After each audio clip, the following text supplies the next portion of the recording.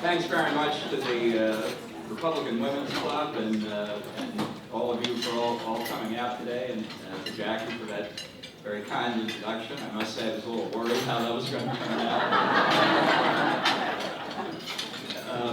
It's a great pleasure to be here in Naples, and it's a great time looking ahead, especially for the 2024 election. You know, it's in election season that you can get politicians really to answer your questions. It's a lot harder to get them to answer your questions when they feel they've been safely reelected and they don't have any worries for another period of time. But I think on the national security front, it's increasingly clear that the 2024 election will be more heavily debated on national security issues than many other recent elections in our history. And I think there's good reason for that, because the threats and challenges to the United States around the world are growing. And so I think it's important that, particularly when you're considering who to vote for president, that you make sure you hear from the candidates what they think about foreign policy. If you ever took a study of how much time the president spends over the course of 4 years in office as a percentage of total time spent on presidential duties, and compared it to the amount of time that in recent years we've talked about it in presidential campaigns, the disjunction between the two of them is enormous. The president's main duty is to protect the people of the United States from foreign threats. And I don't know what the exact percentage is, but it's very, very high, higher than almost anything else I can think of. And yet during debates and campaigns, it's rarely discussed. So this is a time to try and turn that around, and it's very important that we ask that of our candidates, because the American people have always responded historically to explanations and defenses of why we need to do more to keep the country safe. But you have to treat citizens like adults. You have to explain the reasons why. You have to say why a conflict in a distant country has an effect on the United States, and why, whether one side wins or loses, it's going to make a big difference to us, and maybe not just in that country, but around the world. And I think this is especially important today because within the Republican Party, in the past couple of years, to my dismay, we have seen a resurgence of the virus of isolationism. Now, this is a problem that the Democrats have as well. Their problem, I think, in many respects, is greater than ours. The ideological basis for the problem on the Democratic side is quite different than on ours, but the outcome is often the same, whether it's from Republicans or Democrats, there are people out there saying the rest of the world doesn't matter, it doesn't affect us, we don't care about it, we don't want to hear about it, we want to talk about something else. Now, in part, the isolationist ideal is founded on a completely incorrect notion of American history. They have in their mind this memory that the United States for 150 years was safe between two broad oceans. We sat by the fireplace knitting. We didn't pay any attention to anybody else. They didn't pay any attention to us. Everything was fine. And then suddenly, the rest of the world appeared, and now we're stuck with dealing with them. And they'd like to go back to the way it was when we were all sitting by the fireside quietly by ourselves. It has never been that way for America. And my argument is that whole historical context is wrong. America has never been an isolationist country. Our independence was ratified in 1783 in the Treaty of Versailles. That year, Robert Morris, the financier of the American Revolution, funded a ship that was launched that year called the Empress of China, which made its first voyage in the early months of 1784. So we were in the Pacific before most people in the country knew where the Pacific was. We had a Pacific naval squadron as early as 1825. We fought our first battle in the Pacific at Sumatra in 1831. So we were all the way across the Pacific Ocean before we had territory on the Pacific coast. We fought a war in North Africa in 1801 against the Barbary pirates. because the Europeans wouldn't do it. The Europeans paid tribute and ransom to the Barbary pirates. But the American view was millions for defense, but not 1 cent for tribute. So I don't want to hear, and I could go on, I don't want to go the entire 19th century and so on into the 20th century, but I could go on at some length about this. I don't want to hear this business that we never interfered in other parts of the world. We went where our interest took us. And our interest in developing what became the United States of America took us across an entire continent. Now, a lot of the Europeans didn't like that because we weren't paying attention to them, but they weren't our priority. We were our priority. And we created the United States, and we built relationships around the world. We built trading alliances and military alliances. It's been that way from the beginning. We have never huddled by the fireplace by ourselves. And the situation we face in the world today is at a real crisis point. Since 1945, the only substantial force in the world for order has been the United States and its allies. Now, we didn't construct a perfect system. It's jury-rigged. Some parts work better than others. Some parts have outright failed. We've made plenty of mistakes. But whatever international order there is, didn't come from the United Nations, didn't come from the European Union, didn't come from Russia or China, that's for sure. It didn't come from good intentions. It came from the projection of American power in our interest to allow commerce and peaceful trade and relations among nations.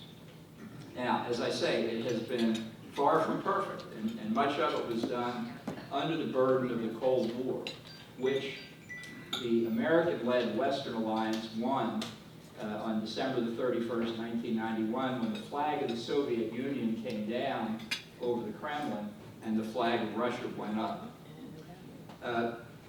Plenty of people complain that our allies don't do their fair share.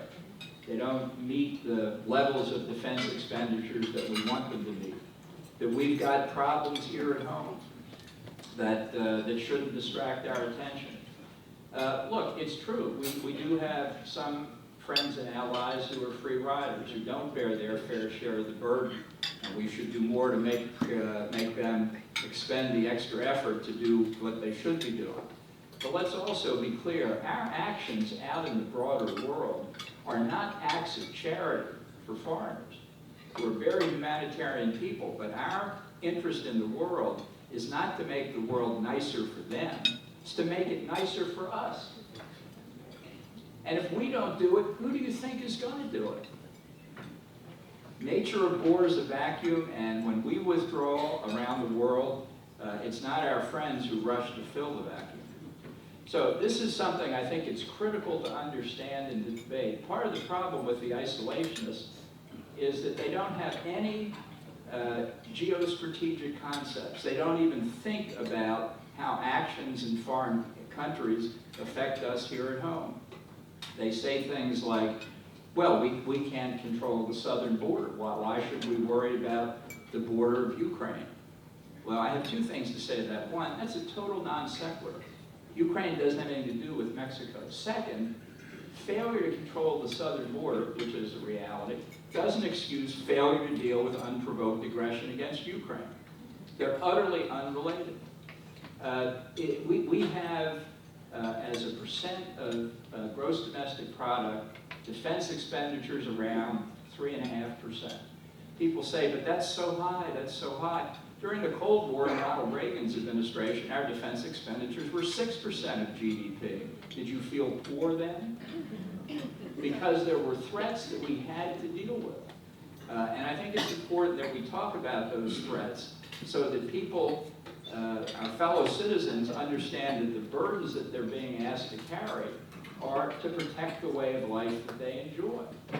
And I want to just take a few examples today, and then I do want to answer some questions, although I know we run this meeting on time, so I won't ramble on too long, but I just think it's important as we go into the 2024 cycle, because The Republican Party is the party of national security. The Democratic Party isn't even close. There's no longer a Harry Truman and a Dean Acheson running their foreign policy. There's no Scoop Jackson wing of the Democratic Party anymore. There's no Joe Lieberman wing of the Democratic Party anymore. You can count the number of Democrats who understand national security in Congress on the fingers of one, maybe two hands. So if the Republican Party ceases to be the party of national security, we are in deep, deep trouble. So let's just start with Ukraine, which is the subject of some dissent by Republicans in Congress for the amount of aid we've given. Let's just consider Ukraine for a minute. When the Soviet Union collapsed at the end of 1991, the Warsaw Pact, the alliance, wasn't an alliance, it was a system of satellites that the Soviets controlled, also collapsed in Central and Eastern Europe. And some of the isolationists say, we provoked the Russians, the poor Russians. All these countries became members of NATO. NATO did not go on a campaign to get new members. When the Soviet troops left Central and Eastern Europe, it was the people of Central and Eastern Europe who came banging on NATO's door, saying, for God's sakes, take us in. We don't want the Russians to get control of us again. And we let many of those countries in, not all of them, including Ukraine and Georgia and others. So the expansion was not aimed against Russia. In fact, in the George W. Bush administration, we spent a lot of our time trying to convince the Russians to get closer to NATO, to become more part of Europe and less part of Eurasia. As it turned out, unsuccessfully. And President Bush, in April of 2008, at the Bucharest, Romania NATO summit, proposed bringing Ukraine and Georgia into NATO on a fast track, which the French and the Germans opposed, because they didn't want to offend Russia, with whom they had substantial commercial relations. I think you can make a pretty strong argument that if we had admitted Ukraine and Georgia, we wouldn't be having a war in in Ukraine today and Georgia in 2008. But it was the unwillingness to put a protective NATO boundary around those countries that encouraged the Kremlin to go after them. And the proof of that, I think we see today with Sweden and Finland abandoning decades of neutrality to apply to join NATO. Now, the fact is that it has been foundational American policy since 1945 to have peace and security in Europe for our sake, because they're our biggest trading partners, because we have long-standing historical and cultural ties with them, and because security in Europe helps security globally. When the Russians invaded Ukraine first in 2014, the Obama administration did next to nothing, and imposed afterward only insignificant sanctions. That was a clear signal to Putin and his advisors that they could get away with it again. And a major factor in the reason why they invaded. A second factor in their calculation, undoubtedly, was the catastrophic withdrawal of American forces and NATO forces from Afghanistan in the summer of 2021. So I will live up to my reputation as being controversial. The Trump negotiations with the Taliban, terrorist organization, that led to our withdrawal from Afghanistan, under Biden to be sure, but if Trump had been reelected, he would have done it too, was one of the worst foreign policy decisions in recent American history. By negotiating only with the terrorists in Afghanistan, and not with the government that we had set up, that was the only legitimate authority in Afghanistan, the only authority people had a chance to vote for. Not a great government by our standards, but better than the Taliban. And we just left them hanging out to dry. Now, I think probably everybody in this room saw our withdrawal on television. It was a disaster.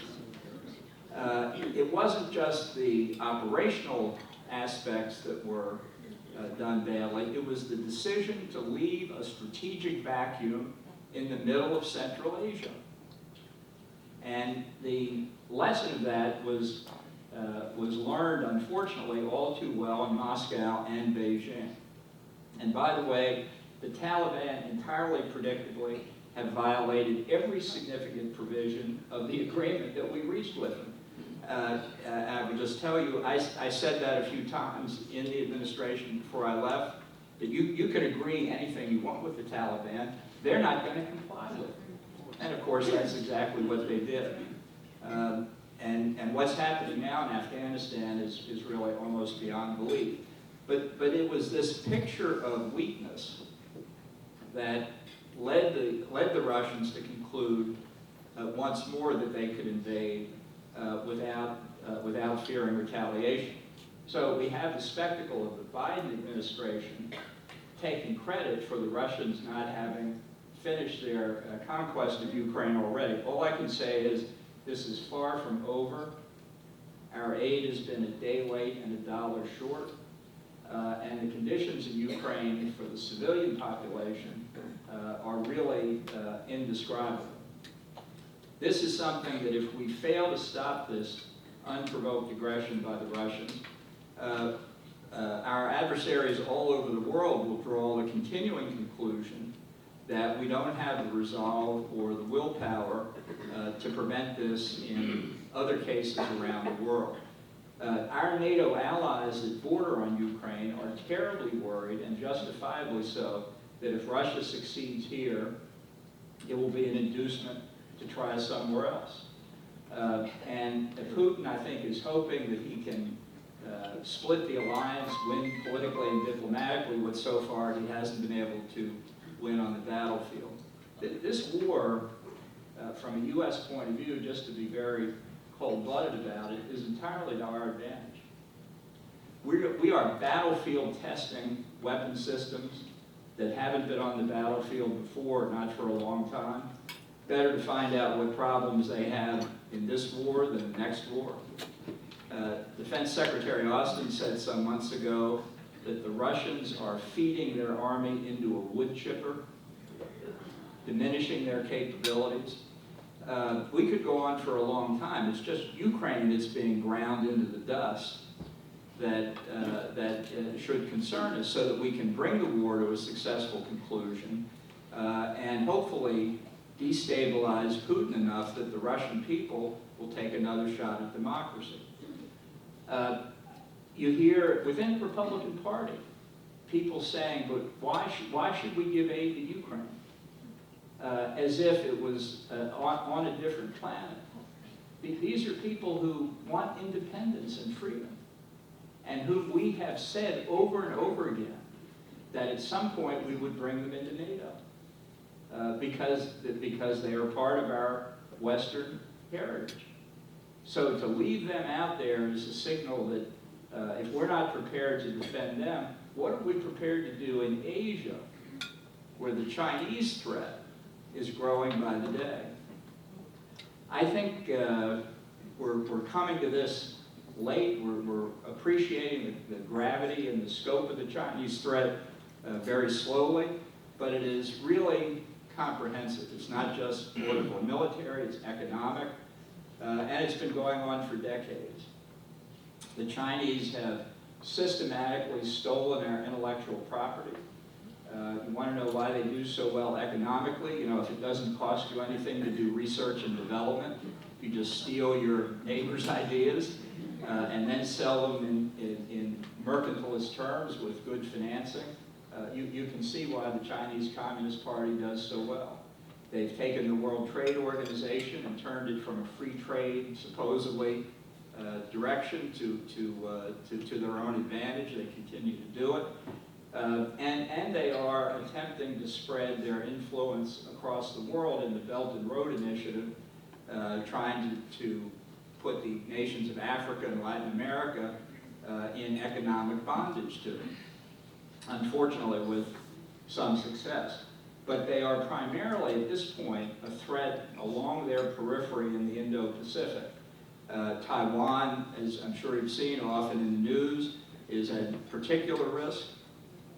Taiwan may seem a long way away, but it's one of America's biggest trading partners, and not just because that's where most of our sophisticated chips are manufactured, but for a lot of other products as well. Taiwan is a real democracy, and it's been a loyal ally of ours, even when we've treated it badly, as we did in the Carter administration when we de-recognized Taiwan and recognized Beijing. This is another case study for American resolve, with deep economic interest involved. There are others. The Chinese are essentially trying to take over the South China Sea. That may sound like a long way away, but it's through the South China Sea flow 50% or more of the world's seaborne trade, 50% through the South China Sea. Japan and South Korea get almost all their oil and natural gas from the Middle East through the South China Sea, so if Beijing takes it over, they have their hands around the throat of Japan, South Korea, and Taiwan. This is, and just one more point, the South China Sea is bigger than the Mediterranean, which we think of as a pretty big body of water. The nations of Southeast Asia are scared to death of this. We've seen in South Asia the Indians becoming much more concerned about the Chinese threat.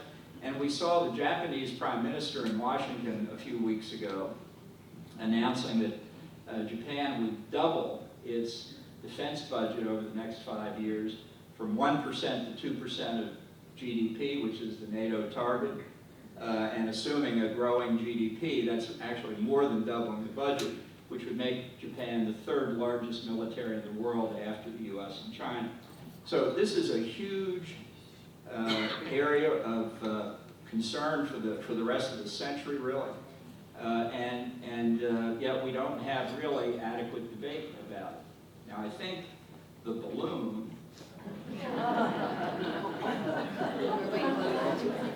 may have caught people's attention, and it should have, because we behaved pathetically in dealing with it. I could go into this at length, but there was no reason to let it come across onto above our territory. There were lots of ways we could have dealt with it. We could have brought it down long before it was finally shot down over the Atlantic. The administration has changed its story almost hourly, trying to explain what they were doing. Former members of the Trump administration have been promised a briefing on what actually happened. I'm waiting for that. But honestly, if there were ever anything that we're going to have in our lifetime today compared to the Sputnik moment of 1957, when the Soviets launched an Earth satellite before we did, and then put the first man in space before we did, this is the moment to have that debate. And that's why I think within the Republican Party, it's absolutely critical that the candidates who put themselves forward at all federal levels, House, Senate, and the presidency, have to be able to tell us what their views on foreign policy are. It's not an academic discussion here. It affects us every day in the way we lead our lives. And our failure collectively to look at it seriously can only cause us harm. Now, I'm optimistic by nature. I think we're going to win across the board in 2024 if we avoid nominating a few candidates to certain offices. But it's going to require a lot of work. So I'm glad to be here with all of you. Appreciate all the work that you have done over the years and undoubtedly will do in the future. And I wish you all the best of luck, and I'm happy to answer some questions. Thank you very much.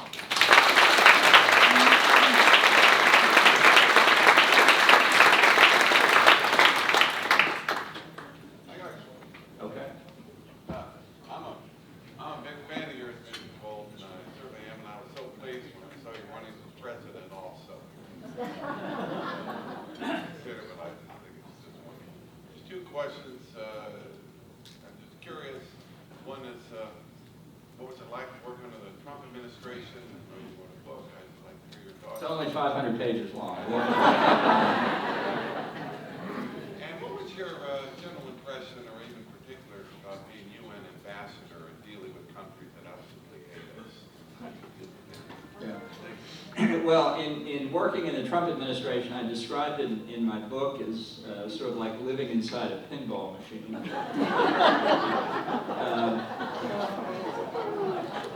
National security is serious business, and no president comes into the White House with 360-degree knowledge of everything a president has to deal with.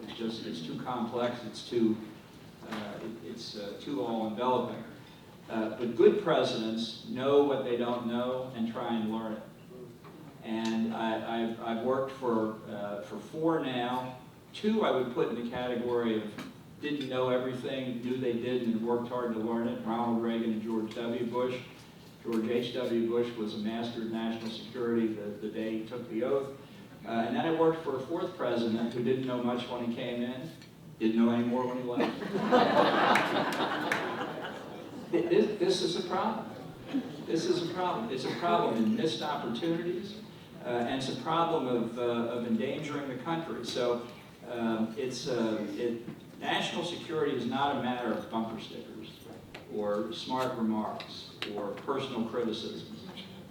When an American president meets with Vladimir Putin or Xi Jinping, I will tell you, those people know exactly what they want out of the meeting. They know exactly what they think their country's national interests are, and every second of that meeting is devoted to advancing those interests. And if you don't have somebody sitting on the other side of the table who's doing the same for us, it leaves us in a bad position. And sorry, the second question was?